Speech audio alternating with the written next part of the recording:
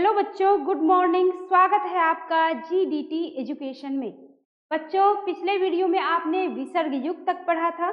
आइए आज इस वीडियो में आप लोग पढ़ने वाले हैं स्वर और व्यंजन का संयोग किस प्रकार होता है।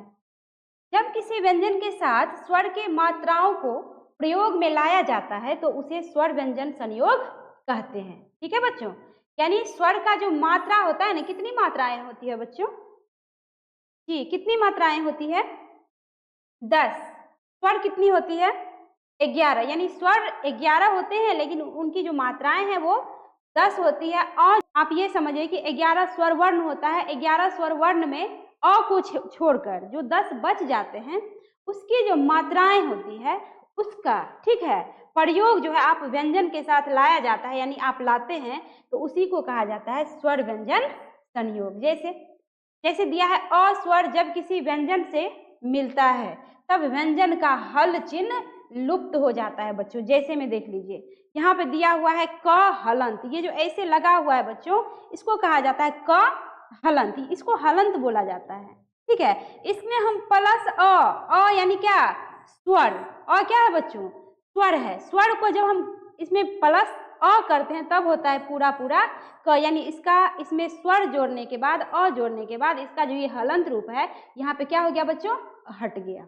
तो इसी को कहा जाता है स्वर व्यंजन का संयोग। कि किस तरह आप देख रहे हैं कि व्यंजन जो है हमेशा अपने अगर शुद्ध अवस्था में हो, मूल रूप में हो, तो वो हलंत में ही होता है। ठीक है, उसमें हम अ जोड़ते हैं, यानी स्वर को जोड़ते हैं, तब जाके होता है पूरा क। ठीक है, जैसे मान लीजिए बच्चों, यहाँ पे लिखा हुआ है करण, ये नाम है। अगर इसमें हलंत लगा दे तो क्या ये शब्द सुंदर लग रहा है? नहीं ना। तो इसमें क्या करते हैं, इस क हलंत में, ऐसे क हलंत है प्लस अ करते हैं तब जाके हो जाता है ये पूरा क। ठीक है, अब देख लीजिए शब्द की सुंदरता बढ़ गई है ना। तो इसलिए जो है स्वर के मात्राओं का जो है मेल व्यंजन के साथ किया जाता है, और व्यंजन के साथ जो है मेल करने पर उसका हल चिन्ह जो है क्या हो जाता है? लुप्त हो जाता है। इसी को कहा जाता है स्वर व्यंजन संयोग। आगे है व्यंजन वर्ण किसे कहते हैं। बच्चों, जिन वर्णों का उच्चारण स्वर के सहारे होता है उसे व्यंजन वर्ण कहते हैं। आपने पीछे अभी देखा, अभी जस्ट पीछे देखा कि व्यंजन वर्ण में जो है स्वर की सहायता किस प्रकार जो है ली जाती है। यानी बिना स्वर के सहायता से व्यंजन वर्ण एक कदम भी आगे नहीं चल सकता बच्चों। यानी व्यंजन वर्ण को, अगर व्यंजन वर्ण एक तरह से समझिए लूला लंगड़ा बेचारा अपाहिज होता है।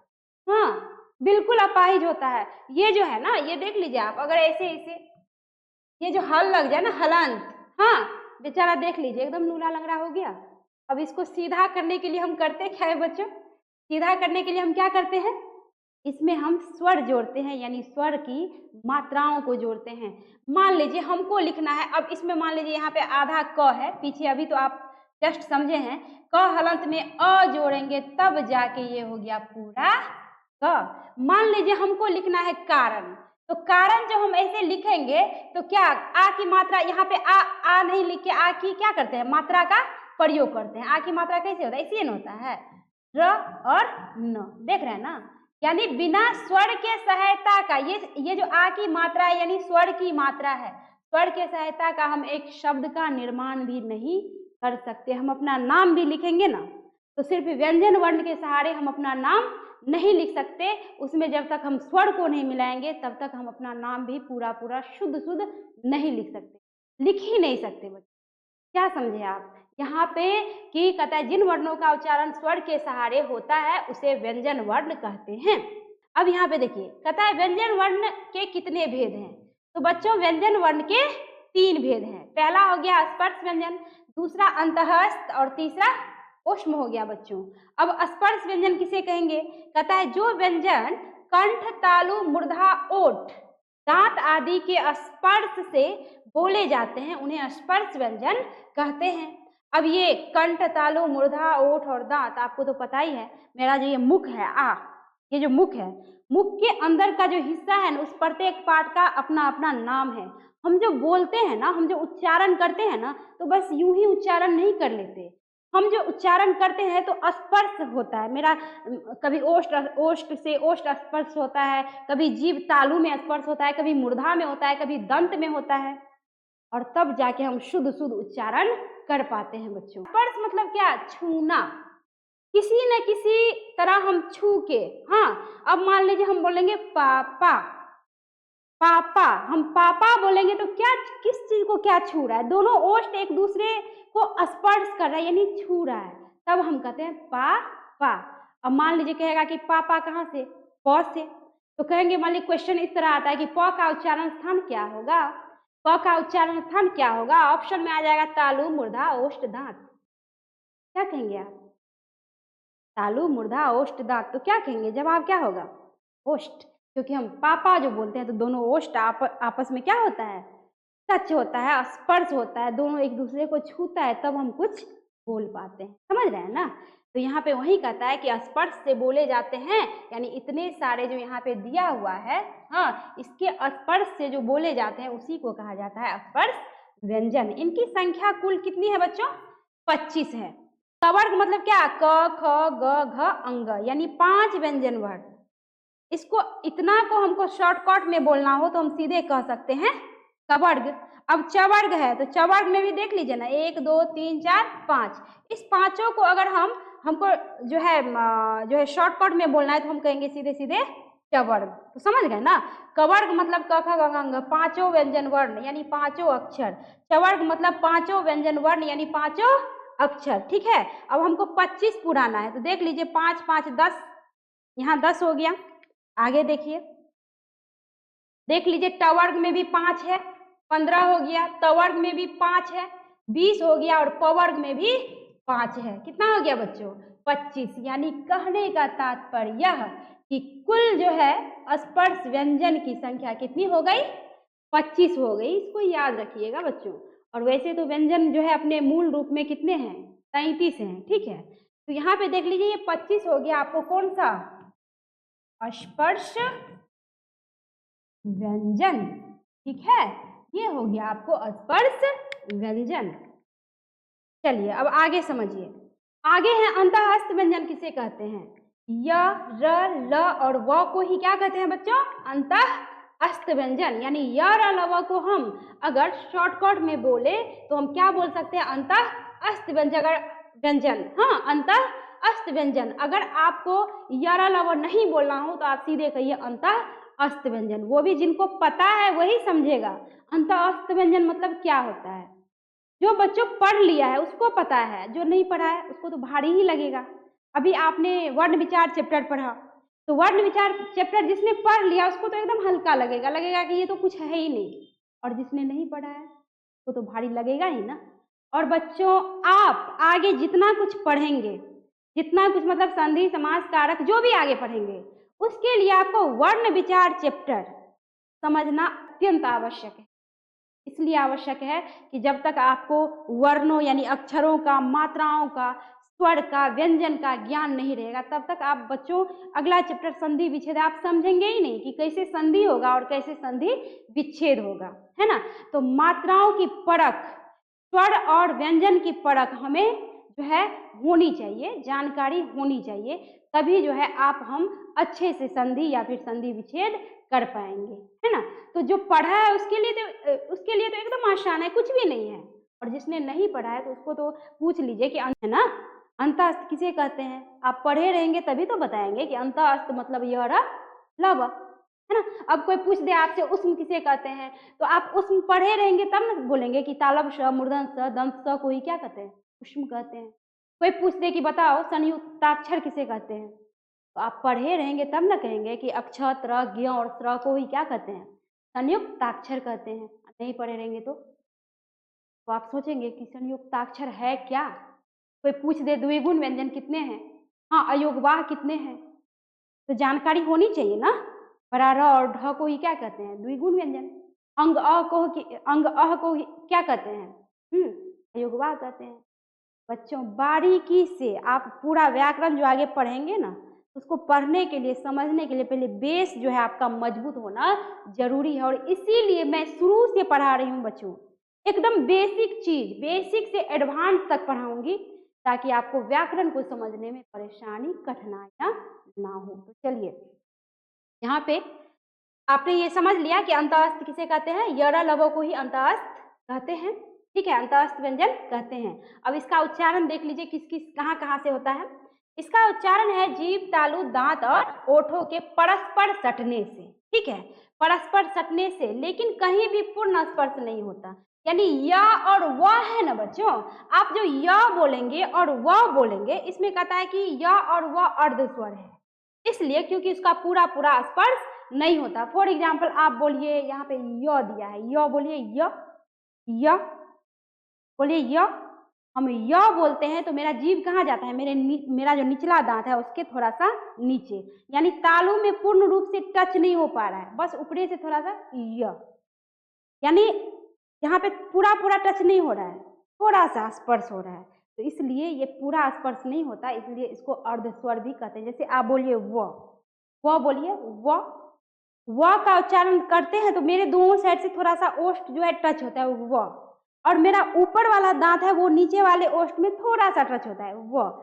न तो वह पूरा पूरा दांत से उच्चारण हुआ और न तो पूरा पूरा ओष्ठ से उच्चारण हुआ। जैसे अब ये मैं बताइए आपको कि पापा बोलते हैं तो पूरा पूरा प से उच्चारण हो रहा है ना, तो हम कह सकते हैं कि पापा यानी प का उच्चारण स्थान ओष्ठ, लेकिन यहाँ पे व का उच्चारण स्थान हम सिर्फ दांत या सिर्फ ओष्ठ नहीं कह सकते, उसमें थोड़ा सा दांत का हुआ स्पर्श और थोड़ा सा ओष्ठ का स्पर्श, तो इसको हम मूर्धन्य दंत और ह को ही क्या कहते हैं, क्या कहते हैं बच्चों, ऊष्म व्यंजन कहते हैं। इनका उच्चारण रगड़ या घर्षण से उत्पन्न उष्म वायु प्रक्षेप से, उष्म वायु से होता है।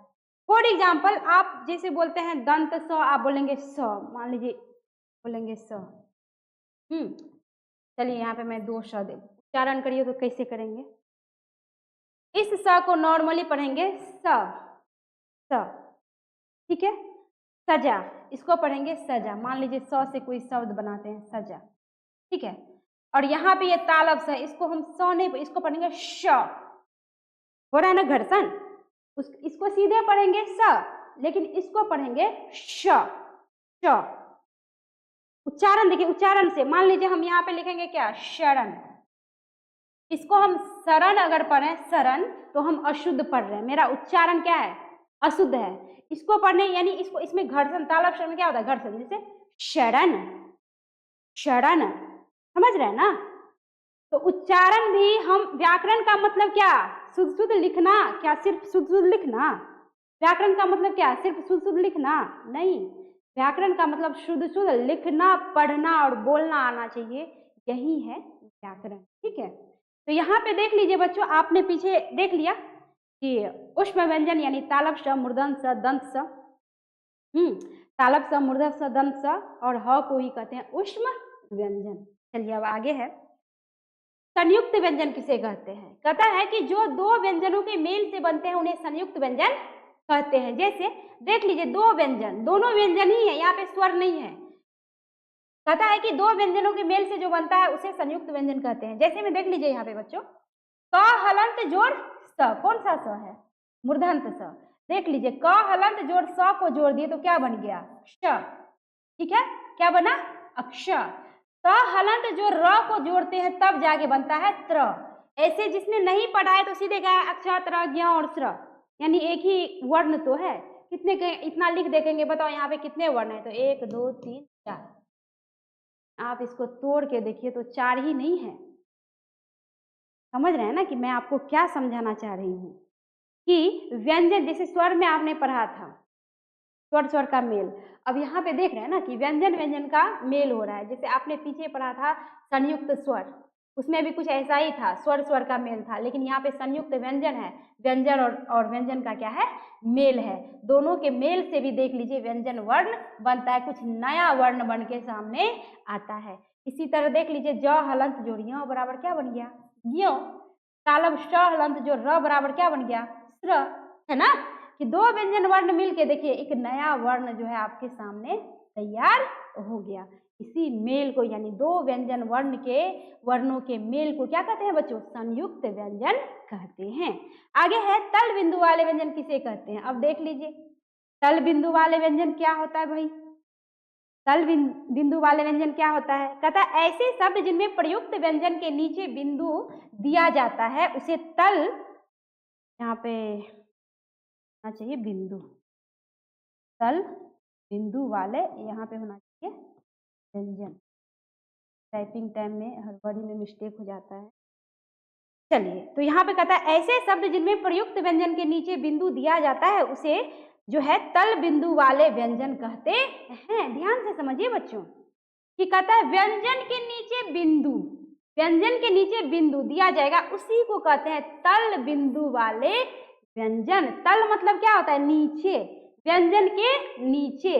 तो देख लीजिए उदाहरण, जैसे हिंदी में पहले उदाहरण समझिए। जैसे यहाँ पे देख लीजिए बड़ा र है और ढ है, अगर इसमें से इस बिंदु को हटा दे तो क्या बन जाएगा?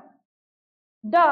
यहाँ पे देख लीजिए ढ के नीचे बिंदु है। ऐसे तो बच्चों ढ मूल रूप में ढ के नीचे बिंदु होता ही नहीं है, लेकिन हम क्या करते हैं? बिंदु लगाते हैं। तो यहाँ पे देख लीजिए कि ड यानी ड व्यंजन है, ढ व्यंजन है, इसके नीचे बिंदु लग गया तो इसी को हम कहेंगे तल बिंदु वाले व्यंजन। अब जैसे अंग्रेजी में समझिए, देख लीजिए ज और फ के नीचे बिंदु लग गया। ज क्या है आपको? व्यंजन। फ क्या है? व्यंजन। और व्यंजन के नीचे ये बिंदु लग गया तो इसको आप कह सकते हैं तल व्यंजन वाले, इसको कह सकते हैं तल बिंदु वाले व्यंजन। अब यहाँ पे सवाल ये भी उठता है कि आखिर इसमें बिंदु लगाया क्यों जाता है? ये भी एक सवाल है, आगे पढ़ेंगे, आगे समझा रही हूँ। अब उर्दू में समझिए। उर्दू में जैसे क, ख, ग, ज और फ के नीचे क्या लगा है बच्चों? बिंदु लगा है ना? सारा का सारा व्यंजन है और सभी के नीचे क्या लगा है? बिंदु लगा है। तो इसको आप आंख मूंद के कह सकते हैं तल बिंदु वाले व्यंजन। ठीक है, अब इसके नीचे बिंदु क्यों लगाया जाता है तो ये आगे समझिए।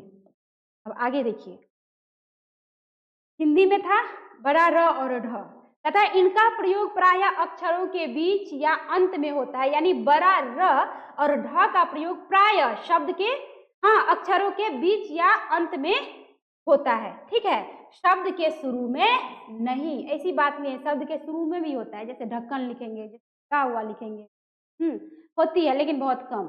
यहाँ पे देखिए जैसे सड़क है, पढ़ना है, ओढ़ना है, देख रहे हैं ना, बीच में प्रयोग किया गया है। अत्यधिक जो है बीच में या तो अंत में प्रयोग, जैसे हथकड़ी है, बाढ़ है, आषाढ़ है, देख रहे हैं ना। तो बड़ा र और ढ का प्रयोग जो है क्या होता है? अक्षरों के या तो बीच में होता है या तो अंत में होता है। ठीक है, या तो शब्द के तथा इनका प्रयोग प्राय अक्षरों के या तो बीच में या तो अंत में, शब्द के शुरू में नहीं होता। अब देख लीजिए आगे, ज और फ ये अंग्रेजी में था, पीछे अभी आपने समझा अंग्रेजी में था ज और फ, तथा इनका प्रयोग अंग्रेजी भाषा से आए कुछ शब्दों में ध्वनि विशेष के लिए होता है बच्चों। ध्वनि विशेष मतलब क्या? हम जो बोलते हैं ना, हम जो उच्चारण करते हैं तो उसमें कुछ विशेषता आ जाता है अंग्रेजी में, अंग्रेजी वाले शब्द में। जैसे मान लीजिए यहाँ पे जीरो लिखा हुआ है, अगर ये नहीं रहता तो हम इसको नॉर्मली पढ़ते जीरो, लेकिन ये लग गया बिंदु, तो इसको पढ़ेंगे जीरो। समझ रहे हैं ना? जीरो उच्चारण में क्या आ गया? विशेषता आ गया। तो यहाँ पे वही कहता है ध्वनि विशेष के लिए, ध्वनि में क्या आ गया? विशेषता आ गया। जैसे यहाँ पे ऐसे अगर ये नहीं रहता मान लीजिए, तब हम पढ़ते फास्ट, लेकिन यहाँ पे ये बिंदु नीचे लग जाता है तब पढ़ेंगे फास्ट। फास्ट ध्वनि विशेष हुआ, ध्वनि में विशेषता आई। अगर मान लीजिए यहाँ पे ये नुक्ता ना रहे तो पढ़ेंगे फेल, और ये लग जाए, ये बिंदु यानी ये नुक्ता लग जाए तब पढ़ेंगे फेल। क्या कहता है? कम फास्ट, कम फास्ट कहते हैं तो यानी उच्चारण आपका गलत है। कहते हैं तो फेल हो गया, उच्चारण गलत है, फेल्ड, फेल, फास्ट, है ना। तो ध्वनि विशेष के लिए इसका प्रयोग किया जाता है।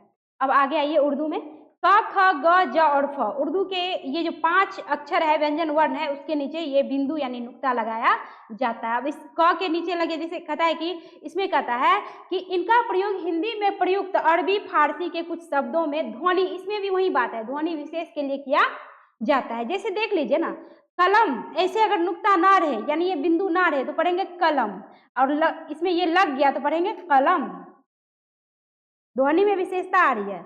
इसमें अगर ये ना रहे तो पढ़ेंगे खराब, और ये लग गया तो खराब, खराब, ध्वनि में विशेषता आ रही है। यहाँ पे गरीब को पढ़ेंगे गरीब, जैसे कि ना गम, गम, गम नहीं गम, ये लग जाए ऐसे, अगर कोई इस तरह से उच्चारण करे गम, पता है यहाँ पे कि जिसके नीचे ये बिंदु लग जाए उसी को कहता है तल बिंदु वाले व्यंजन। जैसे यहाँ पे है बाजार, यहाँ पे देख लीजिए नीचे बिंदु है तो उसके ध्वनि में विशेषता आ जाएंगी। इसको पढ़ेंगे बाजार, इसको पढ़ेंगे फौरन, इसको फौरन नहीं पढ़ेंगे, फौरन। तो देख रहे हैं ना ध्वनि में क्या आ रही है, विशेषता आ रही है। तो समझ गए कि बिंदु लगाने का भी क्या मतलब होता है। तल में यानी नीचे में, व्यंजन वर्ण के नीचे बिंदु लगाने से क्या हो जाता है, ध्वनि में विशेषता आ जाती है। बढ़े आगे। आगे है वर्णों के उच्चारण स्थान किसे कहते हैं। ठीक है, मुख के जिस भाग से वर्ण का उच्चारण किया जाता है, अभी जस्ट मैं पीछे बताई थी कि मुख के आंतरिक हिस्सा जो है, मुख का आंतरिक हिस्सा उसका नाम है। ठीक है, और प्रत्येक नाम के सहारे, उस स्थान के सहारे हम उच्चारण करते हैं, उसके स्पर्श से हम उच्चारण करते हैं। तो यहाँ पे कहता है मुख के जिस भाग से वर्ण का उच्चारण किया जाता है वह भाग उस वर्ण का उच्चारण स्थान कहलाता है। उच्चारण स्थान मुख्यतः 6 हैं। तो 6 हैं, कंठ, दूसरा तालु, तीसरा मूर्धा, चौथा दंत, पांचवा ओष्ठ और छठा नासिका यानी नाक। अब आगे आप समझिए कि उच्चारण किस किस तरह से होता है। ठीक है, अब है उच्चारण स्थान के आधार पर, यानी उच्चारण जो करते हैं उसके आधार पर सभी वर्णों का वर्गीकरण किया गया है जो निम्नलिखित है। अब देख लीजिए, हम कंठ से जिस वर्ण का उच्चारण करेंगे उसको कहेंगे कंठ्य वर्ण, अगर तालु से करेंगे तो उसको कहेंगे तालव्य, मूर्धा से करेंगे तो मूर्धन्य, दांत से करेंगे तो दंत्य, ओष्ठ से करेंगे तो ओष्ठ्य, अनुनासिक यानी मुख और नाक से करेंगे तो अनुनासिक, कंठ और तालु से करेंगे तो उसको कहेंगे कंठ तालव्य, कंठ और ओष्ठ से करेंगे तो उसको कहेंगे कंठौष्ठ्य, और दांत और ओष्ठ से करेंगे तो इसको कहेंगे दंतौष्ठ्य। समझ रहे हैं ना। अब आगे समझिए, आगे है, अब देख लीजिए कंठ्य वर्ण। अब कंठ्य वर्ण देखिए, अ आ क वर्ग, क वर्ग मतलब आप पीछे समझ गए थे, क वर्ग मतलब क में कै गो अक्षर, 5 गो अक्षर, क ख ग घ अंग। आप घ तक ही लीजिए, अंगा का उच्चारण अनुनासिक से होता है, अंगा जो बोलते हैं तो अ से भी होता है, नाक से भी होता है। अ से लगता है कि अंगा बोलते हैं तो मुख से कहाँ चला गया ध्वनि, नाक में चला गया, है ना। तो क वर्ग यानी कहने का तात्पर्य कि अ आ, आप बोलते हैं अ आ क ख ग घ और ह बोलते हैं तो आवाज सीधे सीधे मेरी ध्वनि जो है कहाँ से निकल रही है, कंठ से। उच्चारण कहाँ से हो रही है, कंठ से। तो यानी जिसका उच्चारण कंठ से होगा उसको कहेंगे कंठ्य वर्ण। आगे है तालव्य। अब यहाँ पे ई है यानी छोटा ई बड़ा ई, है ना, यानी हर्ष ई दीर्घ ई, हर्ष ई दीर्घ ई। ठीक है, हर्षी दीर्घी च वर्ग मतलब क्या, 5, च छ ज झ य। तो यहाँ पे मान लीजिए च वर्ग य तथा तालब श का उच्चारण स्थान किससे होता है, तालु से, तो इसलिए इसको कहेंगे तालव्य। अब कैसे होता है तालु से, जैसे आप मान लीजिए बोलिए ई, जैसे बोलिए च च च बोलते हैं तो मेरा ये जो जीभ है, जीभ, ये जीभ कहाँ जाता है, दांत के नीचे, निचले हिस्से में टच होता है, स्पर्श होता है। बोलिए च च। ऊपर, अगर ऊपर जा रहा है तो यानी आपका उच्चारण क्या है, गलत है। च बोलते हैं ऊपर नहीं, श बोलते हैं नीचे जा रहा है, जीभ जी नीचे जा रहा है, च छ ज, यानी ये निचला दांत का जो नीचे का हिस्सा है, दांत के भी नीचे का जो हिस्सा है उसको कहते हैं तालु। तो इस तरह च वर्ग का उच्चारण स्थान, ई और ई का उच्चारण स्थान, य और तालव्य श का उच्चारण स्थान क्या हो गया, तालु। तो इसलिए इसको कहेंगे तालव्य वर्ण। परीक्षा में इस तरह क्वेश्चन आता है, पूछ देगा य का उच्चारण स्थान क्या है, ऑप्शन दे देगा कंठ तालव्य मूर्धन्य दंत्य, या कंठ तालु मूर्धा या दंत। हाँ, तो आप क्या देंगे, य का उच्चारण स्थान तालु, तालु से हो गया तालव्य वर्ण। पूछ देगा य को कौन सा वर्ण कहेंगे, हाँ कंठ वर्ण, तालव्य वर्ण, मूर्धन्य वर्ण, दंत वर्ण। तो क्या आप कहोगे, य को आप कौन सा वर्ण कहेंगे, तालव्य वर्ण। इसी तरह से क्वेश्चन। तो उच्चारण स्थान आपको समझना बहुत ही जरूरी है, और इससे बहुत ही ज्यादा जरूरी है, क्योंकि इससे भी अब बहुत सारा क्वेश्चन आ जाता है। अब आगे समझिए मूर्धन्य वर्ण। ठीक है, मूर्धन्य जिसका उच्चारण मूर्धा से हो। ठीक है, मूर्धा से बना है मूर्धन्य, जैसे री, ट ठ ड ढ न, र श। ठीक है, बोलिए ट ट ट, जीभ देखिए कहाँ गया, ऊपर ऊपर जा रहा है, बोल के देखिए आप लोगों को भी समझ में आ रहा है तो कमेंट करके बताइए कि कहाँ से आप उच्चारण कर रहे हैं। ट, कमेंट करके बताइए बच्चों। साथ देंगे तभी तो हमको भी पढ़ाने में मजा आता है बच्चों। तो आप लोग भी कमेंट करके बताइए कि जैसे ट बोलिए ना, ट कहाँ से हो रहा है, कहाँ उच्चारण हो रहा है, मेरा जीभ सीधे सीधे कहाँ जा रहा है, ऊपर जा रहा है जी। तो यहाँ पे आप री बोलते हैं ऊपर जा रहा है, र बोलते हैं ऊपर जा रहा है, स बोलते हैं ट ऊपर जा रहा है जीभ, यानी ऊपरी हिस्सा को कहते हैं मूर्धा। यानी इतना जो यहाँ पे वर्ण दिया हुआ है इसका उच्चारण स्थान किससे होता है, मूर्धा से, इसीलिए इसको कहेंगे मूर्धन्य वर्ण। आगे है तवर्ग। तवर्ग यानी तथा दधा न, ल और स, ठीक है। यहाँ पे 3 स है, तालव स, मूर्धन्य स, दंत स। देख लीजिए, तालव स यानी तालु, तालव स यानी तालु, मूर्धन्य स यानी मूर्धा और दंत स यानी दांत। बड़ा इजी है बच्चों। तालव्य स यानी तालु, मूर्धन्त स यानी मुंह से मूर्धा, और दंत स, द से दांत, यानी दंत स यानी दांत। ये भी एक ट्रिक है। अब यहाँ पे देखिए, त बोलते हैं हम, त थ द ध, त थ द। सोच के बताइए कहाँ जा रहा है मेरा जीव। त थ, आप लोग भी बताइए कमेंट करके कहाँ जा रहा है, उच्चारण कीजिए मेरे साथ। त थ द ध। त बोलते हैं तो मेरा दोनों दांत के बीच में लगता है जीभ आके क्या हो गया, हम जब त थ द ध बोलते हैं तो लगता है दोनों जीभ, मेरा जो दोनों दांत है उसके बीच में ये जीभ आके क्या हो गया, अटक गया। लगता है ना, आप लोग भी करके देखिए। त थ द ध, लगता है दोनों दांत के बीच में मेरा जीभ आके अटक गया। यानी तात्पर्य यह कि कवर्ग का उच्चारण स्थान क्या है, दंत। तो इसलिए जिसका उच्चारण दांत से हो, हाँ, जिसका उच्चारण दांत से हो उसको कहेंगे दंत्य वर्ण। आगे है ओष्ठ्य। अब है उ यानी छोटी उ बड़ी उ, हर्षऊ दीर्घऊ, हरस्व, हर्षऊ से हरस्व, दीर्घऊ से दीर्घ। हरस्व मतलब छोटा, दीर्घ मतलब बड़ा। अब हर्षऊ बोलते हैं तो ओष्ठ से हो रहा है, दुर्गऊ बोलते हैं तो ओष्ठ से उच्चारण है। पवर्ग यानी प फ ब भ म बोलते हैं तो मेरा ओष्ठ एक दूसरे से स्पर्श हो रहा है, प फ ब भ म। आप लोग भी करके बताइए, करिए। प फ ब भ क्या हो रहा है, ओष्ठ से उच्चारण हो रहा है। तो जिसका उच्चारण ओष्ठ से हो तो उसको हम कहेंगे ओष्ठ्य वर्ण। अब है अनुनासिक। अनु यानी मुख, नासिक यानी नाक। अब यहाँ पे है पंचमाक्षर, अनुस्वार और चंद्र बिंदु, ठीक है। अनुस्वार और चंद्र बिंदु। अनुस्वार यानी ऐसे जो हम अनुस्वार, जैसे मान लीजिए अंगद लिखेंगे तो इस पे अनुस्वार देंगे। जैसे हम आंगन लिखेंगे, आंगन, तो इस पे क्या देंगे, चंद्र बिंदु देंगे। समझ रहे हैं ना, ये हुआ चंद्र बिंदु, ठीक है। तो देख लीजिए इसका उच्चारण स्थान चंद्र बिंदु का, अनुस्वार का और पंचमाक्षर का जहां से उच्चारण स्थान होता है उसी को कहते हैं अनुनासिक। अब समझिए कि अनुनासिक है क्या, और ये सबसे पहले पंचमाक्षर है क्या। देख लीजिए प्रत्येक वर्ग का, कवर्ग से लेके पवर्ग तक का जो अंतिम अक्षर है ना, जैसे क ख ग घ अंग, अंग, च छ ज झ का य, ट ठ द ध का न, त थ द ध का न अंतिम, और प फ ब भ का म अंतिम जो वर्ण है ना उसी को कहा जाता है पंचमाक्षर, और उसका उच्चारण अनुनासिक के द्वारा होता है।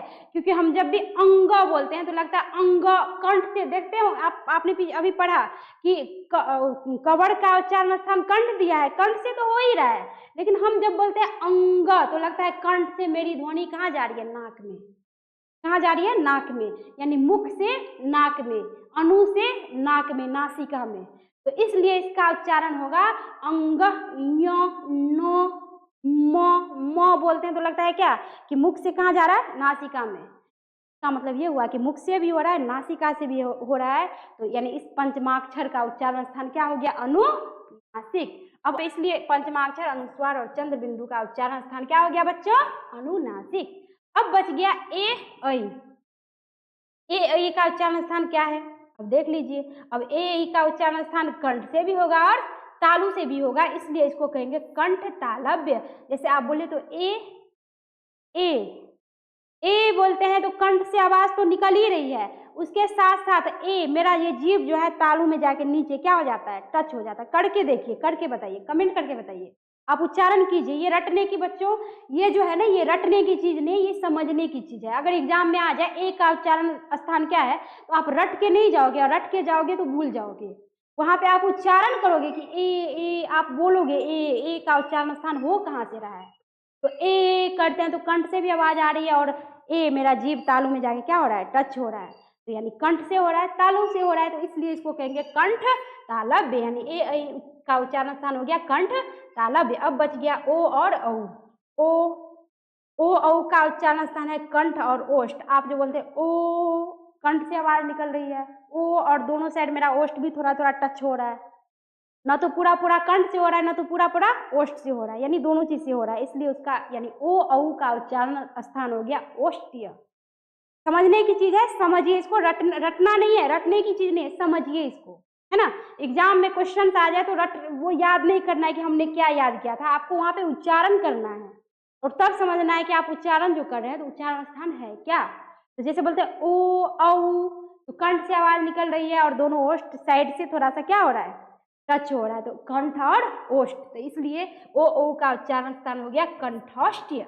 अब अंत में बच गया वह का तो मैं पहले ही बताई थी, वह जब बोलते हैं तो दोनों साइड थोड़ा सा ओष्ठ टच होता है, वह बोलते हैं तो ऊपर वाला दांत नीचे वाले ओष्ठ में टच होता है। करके देखिए वह टच हो रहा है टच, यानी दांत से भी हो रहा है, ओष्ठ से भी हो रहा है, इसलिए वह का उच्चारण स्थान क्या होगा, ओष्ठ। तो बताइए आप लोग, क्या ये समझ में आया, अच्छी तरह समझ गए आप लोग, समझ गए आप लोग, समझ गए तो जल्दी जल्दी कमेंट करके बताइए कि समझ में आया या नहीं आया, तो यस लिख के भेजिए, नहीं आया तो नो लिख के भेजिए। आप लोग समझ गए तो लाइक कमेंट शेयर कीजिए और चैनल को सब्सक्राइब कीजिए। मिलती हूँ नेक्स्ट वीडियो में इससे अगला पार्ट लेकर।